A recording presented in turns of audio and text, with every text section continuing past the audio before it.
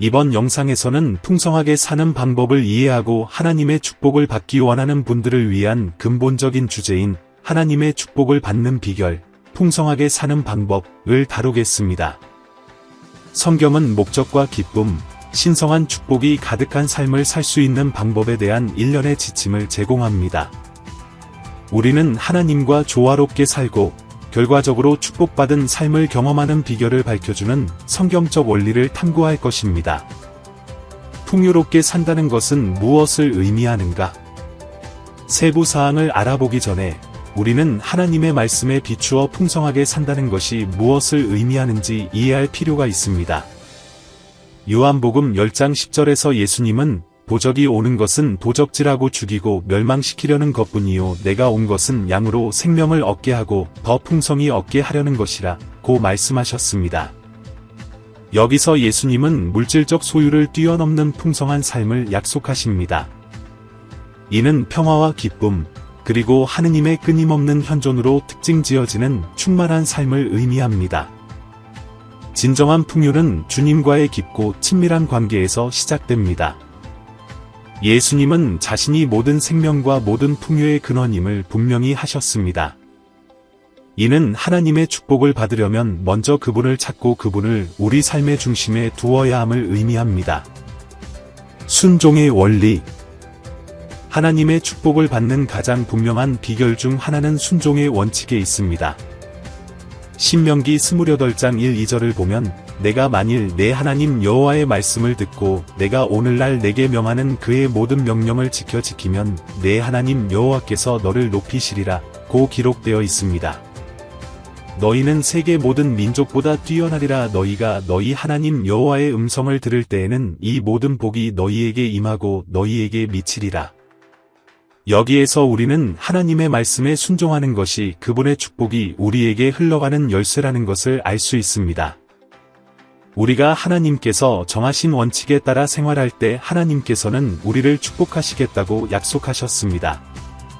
순종한다는 것은 하나님의 계명을 따르고 삶의 모든 영역에서 충실하며 그분의 뜻을 존중하는 것을 의미합니다. 여기에는 모든 것보다 하나님을 사랑하고 이웃을 우리 자신처럼 사랑하는 것이 포함됩니다. 마태복음 22시 37분-39. 순종은 구원을 얻는 방법이 아닙니다. 구원은 믿음을 통해 은혜로 하나님의 선물입니다. 에베소서 2, 8-9. 그러나 그것은 하나님께 대한 우리의 감사와 헌신을 반영하는 것입니다. 우리가 순종할 때 우리는 그분의 주권을 신뢰하고 그분의 목적에 따라 살 준비가 되어 있음을 보여줍니다. 관대함의 힘. 풍요롭게 사는 또 다른 중요한 비결은 관대함입니다. 누가복음 6장 38절에서 예수님은 우리에게 이렇게 가르치십니다. 주라 그리하면 너희에게 안겨주리라. 너희가 헤아리는 그 헤아로 되어 누르고 흔들어 넘치도록 하여 너희 무릎에 부어지리라. 당신에게 다시 측정될 것입니다. 관대함은 하나님의 축복의 문을 여는 영적인 원리입니다. 우리가 시간이든 자원이든 사랑이든 마음으로 베풀면 하나님께서는 우리에게 상을 주십니다.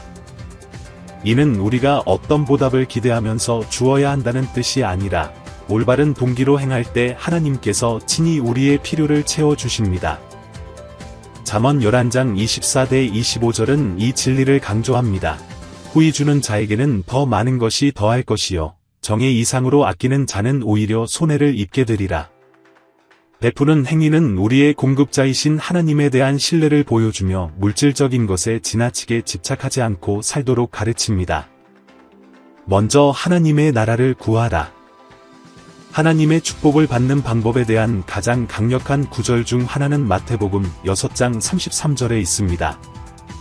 너희는 먼저 그의 나라와 그의 의를 구하라 그리하면 이 모든 것을 너희에게 더하시리라. 예수님은 우리에게 우선순위를 올바른 곳에 두라고 가르치셨습니다.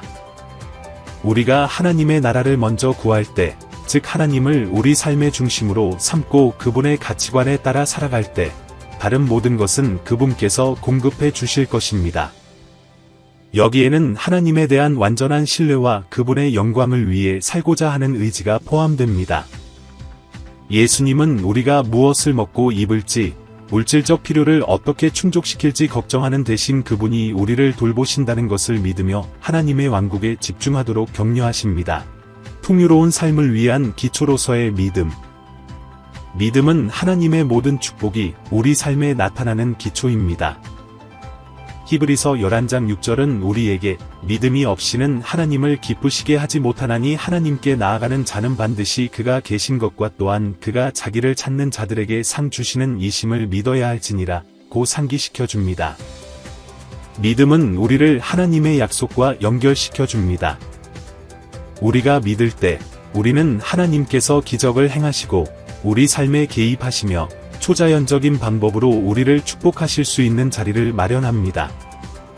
하나님에 대한 이러한 신뢰는 우리가 도전과 어려움에 직면할 때에도 확신을 갖고 걸어갈 수 있게 해줍니다.